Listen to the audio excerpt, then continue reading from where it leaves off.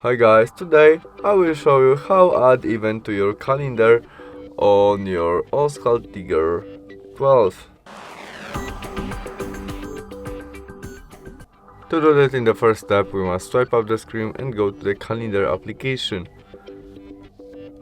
In it we can change view for monthly to be easily, and now we tap on the day when we want to add our event, maybe 20th of February. After that we press this plus icon and there event. Now we can add title of our event. There we can add event to calendar of our family members or our group on Gmail. There we can set when event start and finish, or we can set it will be all day.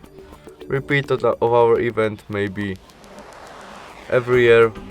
We can add people to event, video conference to that location, maybe Warsaw or where we want, notification to event, and maybe 2 days before at 9 o'clock. We can change color if we see in our calendar, description and attachment, and after we add all we need, we press save and we have it in our calendar right now. That's all. Thanks for watching. See you soon. Bye.